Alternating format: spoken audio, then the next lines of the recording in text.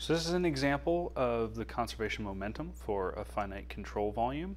And the thing that makes this one more involved than some of the other examples you'll have seen are that we're going to have a change in direction of the flow, and we're not going to quite have enough information, and so I'll have to invoke some extra physical principles to get this thing to work out for us. So here's the problem statement. Oops. Here's the problem statement. We have this weirdly shaped ramp. We've got a jet here, like a nozzle that's blowing air or some sort of fluid into this ramp, a uniform profile coming in, and it rides up the ramp and leaves along the angle of the ramp here at some velocity v2. And what we want to find ultimately are the forces required to hold this thing in place. And we'll be given the initial velocity u1, we're going to be given this angle, we're going to be given the area through which u1 is flowing, and we're told that it's steady, that things like viscous effects and gravity are not important. And again, we're going to look for the anchor force. And so anytime I start looking at a problem like this, the first thing I want to do when I see the word forces is go to the conservation of momentum, which is written up here for you in its most general form. Conservation laws can only be used when you apply them to a system, and so the first thing we need to do is to define the control volume. Control volume. And what we want to be focused on here is what's the most convenient control volume we can handle. Well, keep in mind that these integral equations only apply to things happening at the boundaries. And so we want to draw our boundaries where all the action's happening. For example, these forces are acting along a boundary that might be along the bottom surface here. And so we're going to draw our boundary just inside the, or just outside the surface. We've got flow crossing here, and so it would make sense to give ourselves a boundary like this for the flow to come in like so. The question is, where else is flow crossing? And the answer is right here. The thing that will be most convenient, you'll see it in a minute, is if we pick a boundary that is perpendicular to the flow. And you'll see why in just a minute, but it has to do with those normal vectors. And so that's everywhere that there's anything happening. So we can turn the rest of this into a box. Just keep in mind, it's nice when you can draw your boundary perpendicular to the flow. Also, we should define ourselves a little bit of a coordinate system here. So let's go ahead and call this direction x and this direction z, which means this is our k hat unit vector and this is our I hat unit vector.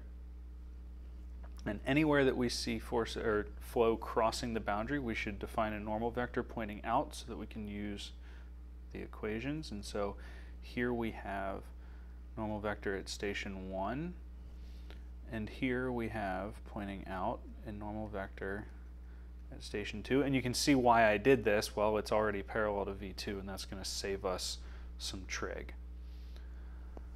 So now that we've defined our system, let's go ahead and start applying laws such as the conservation of momentum.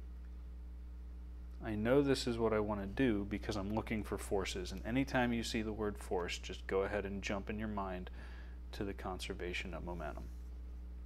So let's start by writing out the full form of the equation, d by dt, triple integral here over the volume of velocity times rho d volume plus integral over the area v rho v dot n dA, and that has to be equal to the sum of the forces, bearing in mind these are the sum of forces acting on the fluid. Acting on fluid. Okay, so anytime we get into this business, the first thing we need to do is deal with all of our vectors. So if we look at the problem statement here, we've got velocities coming in at station 1, going out at station 2, so let's work that out real quick. First off, we have velocity 1.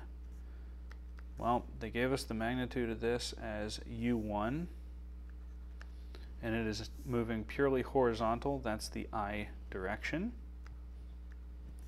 We drew a normal vector for station 1 pointing out, that's to the left, or the minus I direction. And so v1 dotted with n1 is equal to u1i, just substituting here, dotted with a negative I, which is equal to minus u1. I dot I is just a 1. We got a minus sign there that shows up. All right, let's deal with the velocity leaving, velocity 2. Here's where my choice of direction has gotten convenient.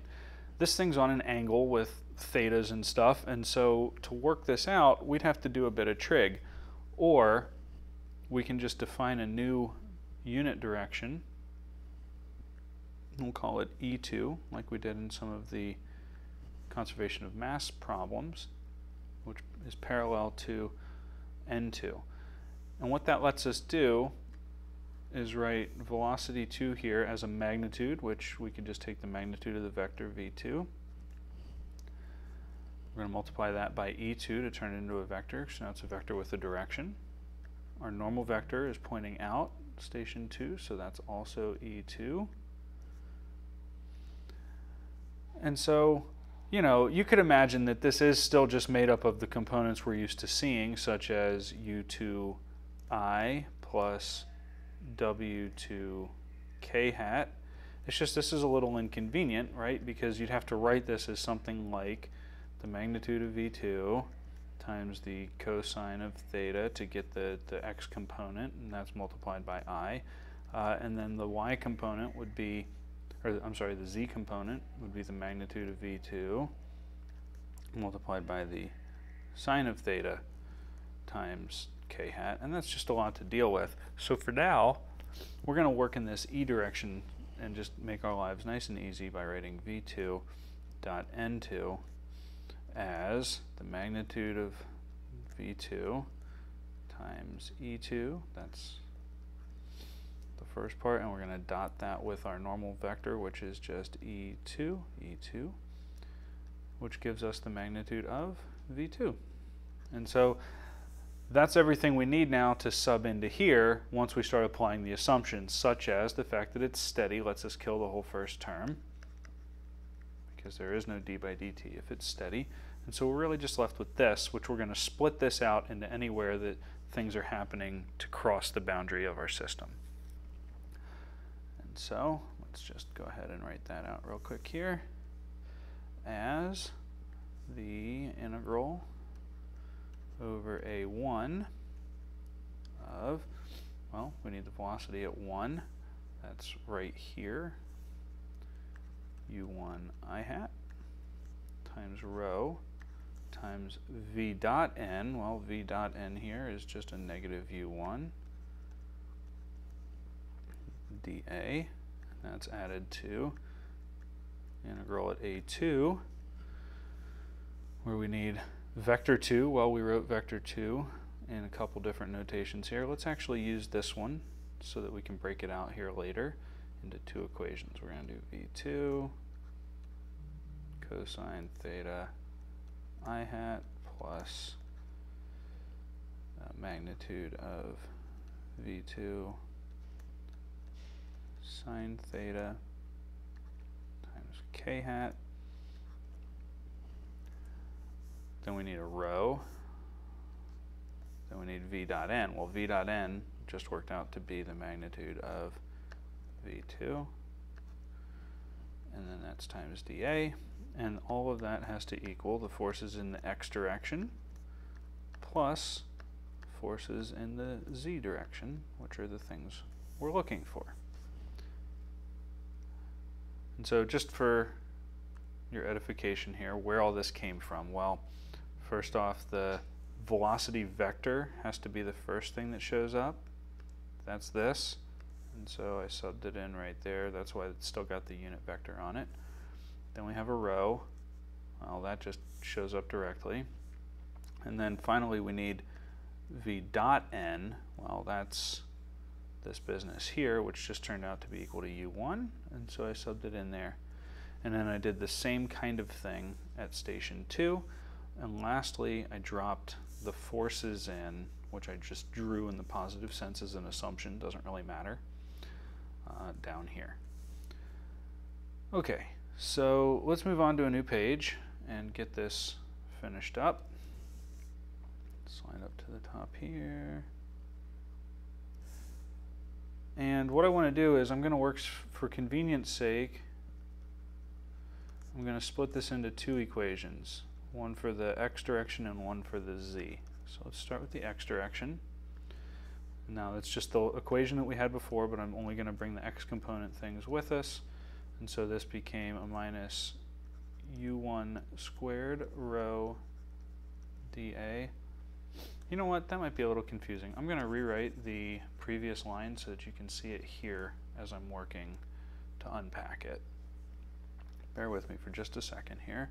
It was the integral of a1 times u1 I hat times rho times minus u1 dA plus the integral over station 2 of magnitude v2 cosine theta I hat plus magnitude v2 sine theta k hat, and all of that gets multiplied by rho times magnitude v2 dA, and that's equal to fx times I hat plus fz times k hat. There we go. All right, so now let's split this into two equations. We have an x direction equation, which anything that has an I hat on it ends up in the x direction, and anything that has a k hat ends up in the z direction equation. So for our x direction equation, we're going to get this integral over a1. You can see the u1 times u1, that's just a magnitude, so we can make that a minus u1 squared times rho times dA. We're going to drop the I hat because we know this is only in the x direction anyhow, plus integral over a2. Let's look through here for I terms. Well, it's just this cosine term. So we're going to have same deal. You got the v here and the magnitude of v here, so that's the magnitude of v2 squared times the cosine of theta times rho times dA, and that's got to be equal to forces with i's on them, which is just fx. All right, let's go ahead and follow this math through to its conclusions. None of these things were functions of the area because we're talking about uniform flows, and so they can all come out as minus u1 squared rho integral over a1 dA plus magnitude v2 squared times cosine theta times rho integral over a2 dA equals fx. Now the integral of the areas just gives us areas, and so we're left with a thing that looks like fx equals minus u1 squared rho a1 plus magnitude v2 squared cosine theta rho a2. And that's as far as we can go with that one.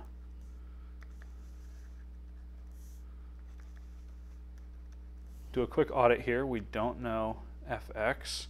We also don't know the magnitude of v2. And we don't know a2. These are all things that weren't given in the problem statement. u1 rho, a1 cosine theta, and this rho were all given in the problem statement. Now, same deal. Let's get in the z direction now. That's anything from the main equation that has a k hat sitting on it, which is this part of the a2 integral, and the z force on this side. So it turns out to be a little simpler, but we can write it out here as the integral over a2 magnitude v2 squared sine theta rho dA, and that has to equal fz. And so just rearranging real quick, same deal. Everything's going to pull out of the integrals. We're just left with fz is equal to magnitude v2 squared sine theta rho a2. And if we start auditing this equation for the knowns and unknowns, we'll notice that we don't know this. We don't know the velocity. We know sine theta, we know rho, so that's nice, and we don't know a2. So real quickly, if we look at these two equations now, what our audit has yielded is that we have two equations, and our unknowns are fx, fz, the magnitude of v2, a2, 1, 2, 3, 4. That's 4 unknowns. If you have two equations and 4 unknowns, you're in trouble because that's not enough to do any math to solve for anything. And so that's an indication that we need more physics. In other words, we've exhausted what we can do with the momentum equation, haven't gotten an answer. So, two places that you can instantly run to. The first is the conservation of mass, and the second is Bernoulli. Bernoulli. Why could we use that? Well, we were told that we could ignore viscous effects. Let's start with the conservation of mass, see where that gets us, and work from there. Okay, so conservation of mass.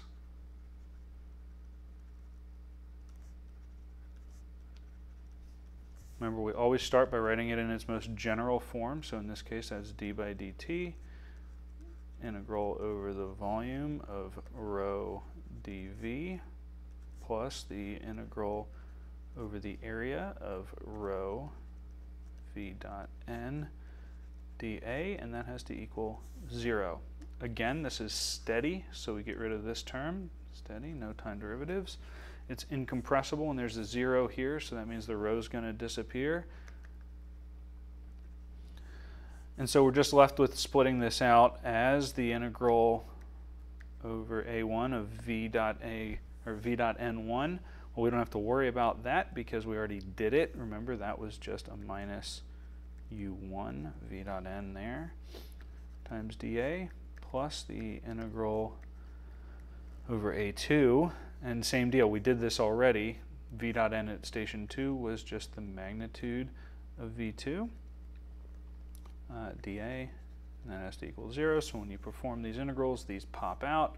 You're left with the integral over the area again, and so we're left with u1 a1 has to equal magnitude of v2 a2. That's what the conservation of mass has gotten us. So where are we at now? Well, we've added an equation, but we still have two unknowns here in this one, and so we're not quite there yet.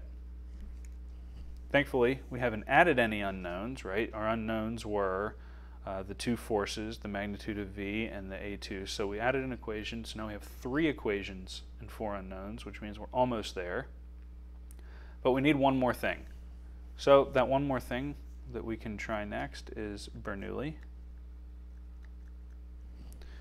which tells us that P1 over rho, U1 squared over 2, GZ1 has to equal P2 over rho, magnitude V2 squared over 2 squared plus GZ2.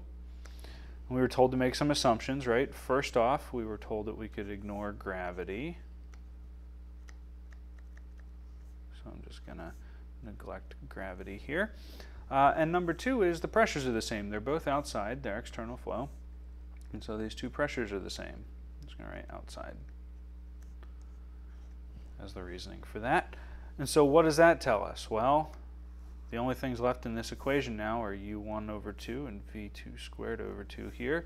So that tells us that u1 is equal to the magnitude of v2. And there we've now added a fourth equation without adding any unknowns. And so we're good to go. This tells us that V2 is equal to the known U1.